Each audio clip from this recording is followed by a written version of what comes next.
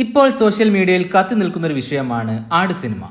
ആട് സിനിമ സീരീസിന്റെ ഒരു കാൻമാക്സ് അനാലിസിസ് ആണ് ഈ വീഡിയോ. സിനിമയിൽ പറഞ്ഞിരിക്കുന്ന യഥാർത്ഥ സംഭവങ്ങളെക്കുറിച്ചും വ്യക്തികളെക്കുറിച്ചും സിനിമ ഇൻസ്പയർ ചെയ്തിരിക്കുന്ന രംഗങ്ങളെക്കുറിച്ചും എല്ലാം തന്നെ നമ്മൾ സംസാരിക്കുന്നുണ്ട്.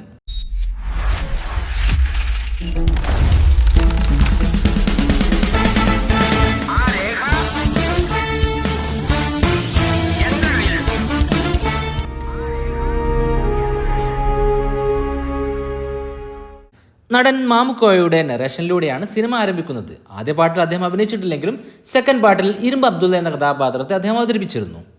ബാങ്കോക്കിലെ ഡ്യൂഡിന്റെ ബോസിനെ കാണിക്കുന്ന രംഗമാണ് ആദ്യം.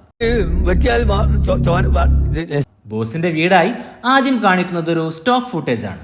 അതായത് ആ ഒരു സിനിമയ്ക്ക് വേണ്ടി പ്രത്യേകം ഷൂട്ട് ചെയ്ത ഒരു രംഗമല്ല ഇത്. പകരം പണം നൽകി വിൽക്കാൻ വെച്ചിരിക്കുന്ന രംഗം വാങ്ങി ഉപയോഗിച്ചതാണ്. നമ്മൾ പറഞ്ഞാൽ ശരിയാവില്ല, നിങ്ങൾ കാണുന്നതാണ് നല്ലത്. ഈ രംഗമായിരുന്നു അത്. ഇതേ രംഗം തന്നെ മറ്റൊരു മലയാള സിനിമക്കാരും വാങ്ങി ഉപയോഗിച്ചിട്ടുണ്ടായിരുന്നു. ആടിലത് ബാങ്കോക്ക് ആയിട്ടാണ് കാണിച്ചതെങ്കിൽ മറ്റൊരു സിനിമയിൽ അത് അമേരിക്ക ആയിട്ടാണ് കാണിച്ചത്.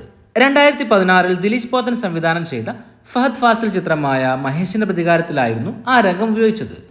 ആ ഒരു സിനിമയിൽ അമേരിക്കയിലെ എൽദോയുടെയും സാറയുടെയും വീടായിട്ടാണ് ഈ രംഗം കാണിക്കുന്നത്.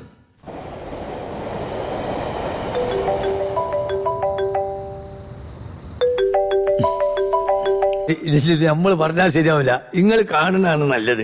സിനിമയിൽ ഷാജി പാപ്പനും ടീമിന്റെ വടംവലി ക്ലബിന്റെ പേരാണ് വിന്നേഴ്സ് പോത്തുമുക്ക്. അവരുടെ പ്രധാന എതിരാളിയാണ് കിങ്സ് പറവൂർ. വലിച്ചു ട്രൗസർ കീറണ്ടോ, വേണമെങ്കിൽ ഒരു ബലത്തിന് 3-4 സ്നഗ്ഗി വാങ്ങി കെട്ടിക്കോ.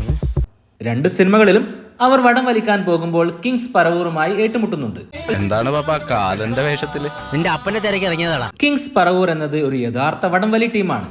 ആ ടീമിലെ യഥാർത്ഥ അംഗങ്ങളെ തന്നെയാണ് സിനിമയിലും കാണിച്ചിരിക്കുന്നത്. സിനിമയിലെ പല കഥാപാത്രങ്ങളും പലരിൽ നിന്നുമാണ് ഇൻസ്പയർ ചെയ്തിരിക്കുന്നത്. പ്രധാന കഥാപാത്രമായ ഷാജി പാപ്പൻ മലപ്പുറത്തുള്ള ഒരു ഫുട്ബോൾ ടീമിന്റെ മാനേജറിൽ നിന്നാണ്. സ്വന്തം ചെലവിൽ ടീമുണ്ടാക്കി അവരെ പലയിടത്തും കൊണ്ടുവന്ന് കളിപ്പിക്കുന്ന ഒരു ഫുട്ബോൾ പ്രേമി. സിനിമയിൽ അത് വടംവലിയാക്കി മാറ്റി. 2010 സൽമാൻ ഖാന്റെ ഒരു ഫിലിം സീരീസാണ് ദബംഗ്. ചുൽബുൽ പാണ്ഡെ എന്നൊരു പോലീസ് ഉദ്യോഗസ്ഥന്റെ കഥാപാത്രത്തെയാണ് സൽമാൻ ഖാൻ ആ സിനിമകളിൽ അവതരിപ്പിച്ചത്. 3 സിനിമകളാണ് ആ സീരീസിൽ റിലീസായത്. ആദ്യ ഭാഗം അഭിനവ് കശ്യപും 2ാം ഭാഗം അർബാസ് ഖാനും 3ാം ഭാഗം പ്രഭുദേവയുമാണ് സംവിധാനം ചെയ്തത്. ആട് സിനിമയിൽ വിജയ് ബാബു അവതരിപ്പിക്കുന്ന സർബത്ത് സമീർ എന്ന കഥാപാത്രം ദബംഗ് സിനിമയുടെ ഒരു സ്പൂഫാണ്. ചുൽബുൽ പാണ്ഡെയുടെ രൂപഭാവങ്ങളും പ്രവൃത്തികളുമാണ് സർബത്ത് സമീർ കോപ്പിയടിക്കുന്നത്. ദബംഗ് സമീർ എന്ന പേര് സിനിമയിൽ തന്നെ നൽകുന്നുണ്ട്. ഇന്ദിരാഗാന്ധിയുടെ മകൻ സഞ്ജയ് ഗാന്ധിയുടെ ഭാര്യയും BJP MPയും മന്ത്രിയുമൊക്കെ ആയിരുന്ന ഒരാളാണ് മനേകാ ഗാന്ധി. അവർ ഏറ്റവും അറിയപ്പെട്ട ഒരു രംഗമാണ് മൃഗസംരക്ഷണ രംഗം. ആനിമൽ റൈറ്റ് ആക്ടിവിസ്റ്റായ മേനകാ ഗാന്ധിയിൽ നിന്നും ഇൻസ്പയർ ചെയ്തുകൊണ്ടാണ് ആട് സിനിമയിലെ മേനകാ കാന്തൻ. ആദ്യ ഭാഗ സിനിമയുടെ കോ പ്രൊഡ്യൂസർ കൂടിയായിരുന്ന സാന്ദ്ര തോമസ് ആണ് ആ കഥാപാത്രത്തെ അവതരിപ്പിച്ചത്. ഈ സിനിമയിലും ആ കഥാപാത്രത്തിന്റെ പ്രവൃത്തി മൃഗസംരക്ഷണം തന്നെയായിരുന്നു. മനേകാ ഗാന്ധിയെ പരിഹസിക്കുന്ന രീതിയിലായിരുന്നു മേനകാ കാന്തൻ എന്ന കഥാപാത്രത്തെ രൂപപ്പെടുത്തിയത്. സംഗതി ഞാൻ അറിഞ്ഞു. ഒരു മിണ്ടാപ്രാണി ആർക്കും എന്തും ചെയ്യാന്നാണോ? 2013 കേരള സർക്കാരിനെ തന്നെ പിടിച്ചുകുലുക്കിയ ഒരു സംഭവമായിരുന്നു സോളാർ സ്കാം. ടീം സോളാർ എന്ന കമ്പനി നടത്തിയ തട്ടിപ്പിൽ കേരളത്തിലെ പല പ്രമുഖ രാഷ്ട്രീയ പ്രവർത്തകരും ഇടപെട്ടിരുന്നു. തന്റെ നഗ്ന വീഡിയോ പുറത്തുവിട്ടത് ബിജു രാധാകൃഷ്ണൻ, സരിത എസ് നായർ, ശാലു മേനോൻ തുടങ്ങിയവരെല്ലാം തന്നെ ആ കേസിൽ അറസ്റ്റിലാവുകയും ചെയ്തിരുന്നു. ഇപ്പോൾ ഈ വീഡിയോ പുറത്തുവിടുന്നതിന് തൊട്ട് മുമ്പേയും 2 ദിവസം മുമ്പേയും എൻ്റെ ഫോണുകളിൽ ഇങ്ങനെയുള്ള ചിത്രങ്ങൾ പുറത്തുവിടും എന്നും പറഞ്ഞിട്ട് ഭീഷണി വന്നിട്ടുണ്ട്. ഒരുപാട് ലൈംഗിക ആരോപണങ്ങളും ഈ കേസിനോടൊപ്പം തന്നെ വന്നിരുന്നു. ഹരിതാ നായരുടെ ആയിരിക്കും 8ാമത്തെ ക്ലിപ്പ്. അവളുടെ കണ്ട പോലീസ് പൊക്കൂട്ടാ ചേട്ടാ. അതോടൊപ്പം ഉണ്ടായ ഒരു സംഭവമായിരുന്നു സരിത എസ് നായരുടെ പല പ്രൈവറ്റ് വീഡിയോസും ലീക്കായത്. പരിപാടിയുടെ പോയി വെടിമരുന്ന് നിറച്ചവർക്കും തീ കൊളുത്തിയവർക്കും അല്ലയോ ഒച്ചയാട്ടവർക്കാണോ കേസ്? വൈറലായി മാറിയ ആ വീഡിയോസിനെ കുറിച്ചാണ് ഈ സിനിമയിൽ ഷാജി പാപ്പനും സംഘവും പറയുന്നത്. വീഡിയോ ഷെയർ ചെയ്ത പലർക്കെതിരെയും കേസുകളും വന്നിരുന്നു. കോൺഗ്രസിന്റെ പ്രമുഖ നേതാവായിരുന്നു VM സുധീരൻ. അദ്ദേഹം KPCC പ്രസിഡന്റായ കാലത്തായിരുന്നു കോൺഗ്രസ് മദ്യനിരോധനത്തിന് ഊന്നൽ നൽകി. സർക്കാരിന്റെ മദ്യനയം സുപ്രീം കോടതി അംഗീകരിച്ചു. സംസ്ഥാനത്ത് ഇനി 27 5 സ്റ്റാർ ബാറുകൾ മാത്രമായിരിക്കും ഉണ്ടാവുക. ആ കാലത്ത് ഒരുപാട് ബാറുകൾ കേരളത്തിൽ അടിച്ചുപൂട്ടിയിരുന്നു. ആ മദ്യനയം മാറ്റിക്കൊണ്ട് ബാറുകൾ തുറക്കാൻ വേണ്ടി കോഴ നൽകുന്ന അവസ്ഥ വരെ കേരളത്തിലുണ്ടായിരുന്നു. മാണിയെ കൂടാതെ മറ്റ് മന്ത്രിമാർക്കും പണം നൽകിയിരുന്നെന്ന് ബാർ ഉടമകളുടെ സംഭാഷണം പുറത്തു വന്നത്. VM സുധീരൻ പിന്നീട് കേരള പൊളിറ്റിക്സിന്റെ ചിത്രത്തിൽ നിന്നും അപ്രത്യക്ഷനായി. സുധീരന്റെ മദ്യനയം നടപ്പിലാക്കണം. ആ ഒരു മദ്യനയത്തെക്കുറിച്ചാണ് ഷാജി പാപ്പൻ ഈ ഡയലോഗിലൂടെ പറയുന്നത്. സിനിമയിൽ ചെമ്പൻ വിനോദ് അവതരിപ്പിച്ച കഥാപാത്രമായിരുന്നു സഖാവ് ഹക്കീം.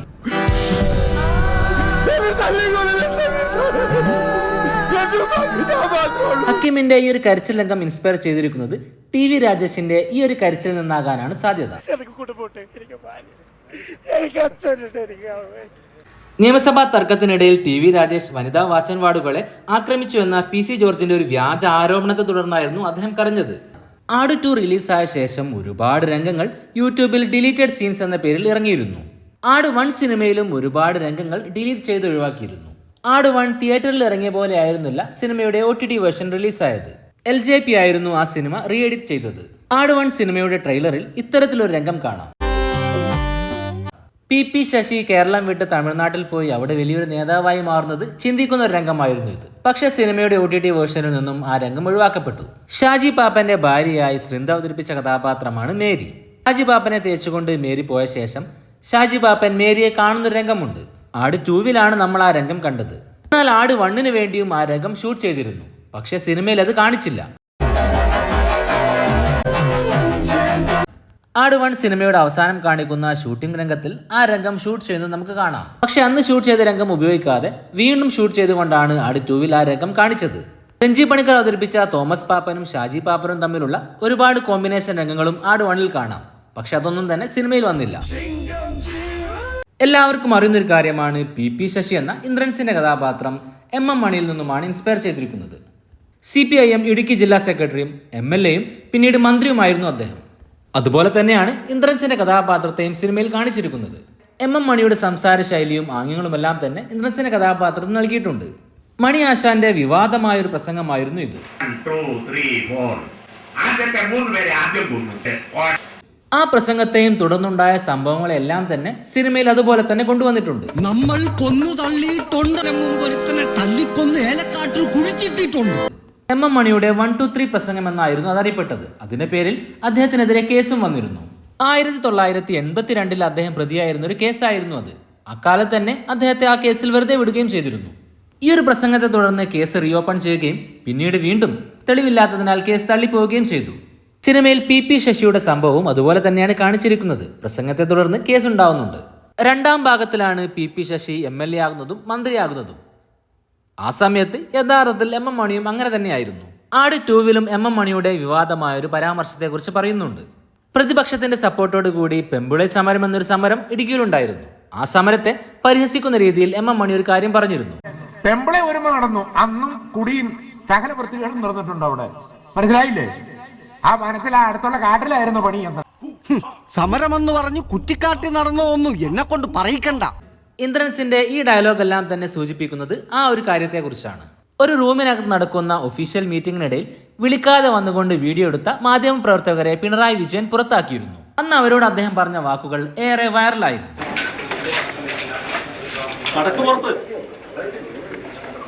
PP ശശിയുടെ കഥാപാത്രം ഈ ഡയലോഗിലൂടെ സൂചിപ്പിക്കുന്നതും ആ സംഭവങ്ങളെയാണ്. എത്ര പത്രക്കാർ വന്നാലും കടക്ക് പുറത്ത് എന്ന് പറഞ്ഞ് പാറ്റൻ ടാങ്ക് പോലെ നിൽക്കും ഈ PP ശശി.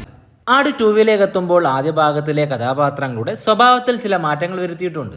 അതിൽ ഏറ്റവും പ്രകടമായത് ലോലൻ എന്ന കഥാപാത്രത്തിൻ്റെതാണ്. ലോലൻ ഒരു മാസ് കഥാപാത്രമായിട്ടാണ് 2ാം ഭാഗത്ത് വരുന്നത്. ലുക്കിലും മാറ്റം വരുത്തിയിട്ടുണ്ട്. അത് വേണ്ട സാറേ, പണിപാളും. ഷാജി പാപ്പന്റെ സ്ത്രീ വിഷയത്തിലുള്ള സ്വഭാവ മാറ്റം ഒരു ഡയലോഗിലൂടെ തന്നെ പറഞ്ഞു മനസ്സിലാക്കുന്നുമുണ്ട്. ആട് 2 സിനിമയിൽ ഒരുപാട് സിനിമാ റെഫറൻസുകളുണ്ട്. മോഹൻലാലിന്റെ ഈ ഒരു റെഫറൻസ് അതിൽ കാണാം.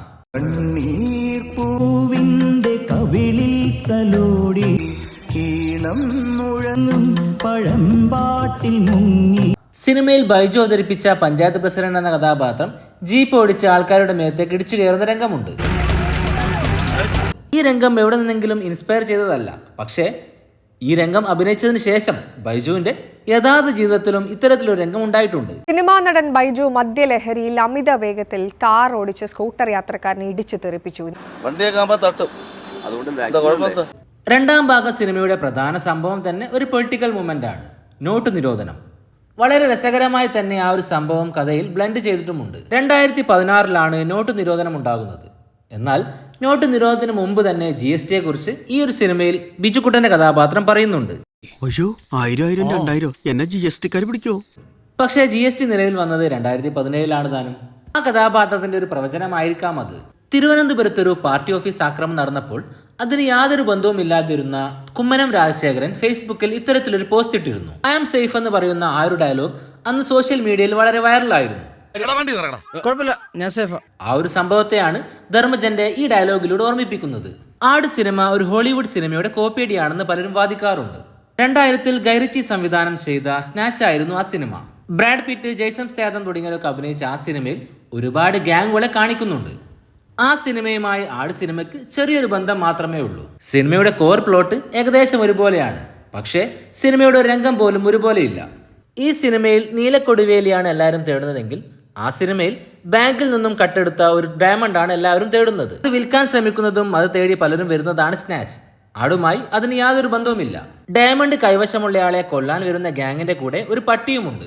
അവസാനം നീലക്കൊടുവേലി ആട് തിന്നുന്ന പോലെ ആ ഒരു ഡയമണ്ട് ഈ പട്ടി വിഴുങ്ങുന്നുണ്ട്.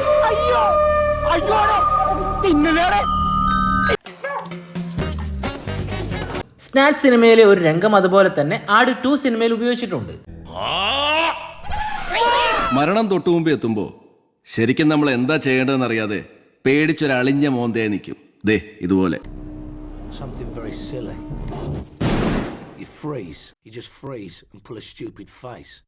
ആട് 1-ലെ ഒരു പ്രധാന രംഗമായിരുന്നു ഡ്യൂഡിന്റെ വെടിവെപ്പ്. സ്നാച്ച് സംവിധാനം ചെയ്ത ഗൈറിച്ചിയുടെ മറ്റൊരു സിനിമയായിരുന്നു Sherlock Holmes a game of shadow. ആ സിനിമയിൽ നിന്നുമാണ് ആ വെടിവെപ്പ് രംഗം ഇൻസ്പയർ ചെയ്തിരിക്കുന്നത്.